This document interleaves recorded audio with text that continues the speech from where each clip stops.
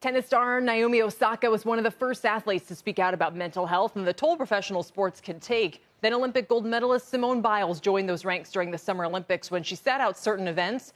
And now, along with the Women's Tennis Association, legend Venus Williams is teaming up with therapy app BetterHelp to increase mental health access. Venus spoke with me recently about how the pandemic has put a spotlight on the importance of mental wellness. I think we found out in the last year mental health is even more important than ever. I'm very excited about this spotlight.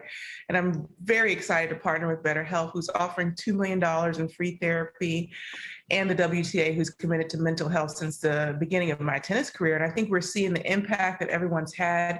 And I really want to empower people with practical tools that can make a real difference. So right now you can go to betterhelp.com/Venus and start speaking with a licensed, accredited, and board certified therapist for completely free right now. And I couldn't be happier because I've had access to mental health care throughout my years, 20 plus years on the tour. And I've had that opportunity that's been provided from the WTA to all the players. And it's made a world of difference to me to be a human being who can achieve what I've achieved in my life. So I'm very excited to partner with BetterHelp and WTA to give this to everyone. Yeah, my understanding is you can get a free month right now. It's up to $2 million, this effort to kind of get this started. But I want to pick up on something you just said, Venus.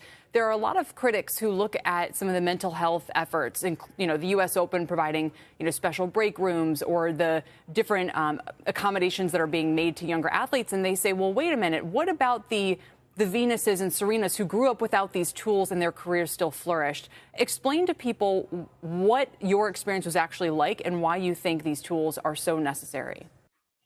Well, I didn't actually grow without those tools, and I think that's what made the big difference. I had the support from my family, and I also had the support from the tour, which really had access to dedicated mental health staff throughout my whole career. So that's a little known fact. So that's been a beautiful experience, not only for me, but for the rest of the tour. And what's important is we want to destigmatize the process of seeking professional help for mental health challenges. So the beauty of this program is that no one has to figure it out on their own. What else do you think young athletes especially need these days? I mean, there's a lot of complaints about the media. Do bigger changes need to be made, whether it's in tennis or other professional sports, to help with mental health? I think there's so much pressure that you put on yourself as an athlete. I think some of the toughest pressures you put on yourself, and a lot of that comes because of the outside world, whether, it's conscious or subconscious. And it's important to realize that sometimes you lose, and it's okay to lose. Sometimes you have pressure. Sometimes you aren't going to be feeling your greatest. You're not going to be feeling your greatest mentally.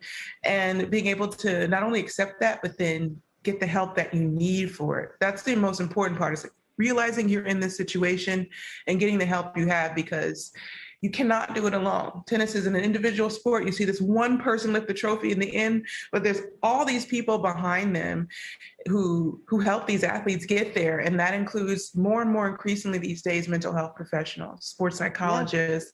Yeah. This whole team is emerging now that is making a huge difference in sports.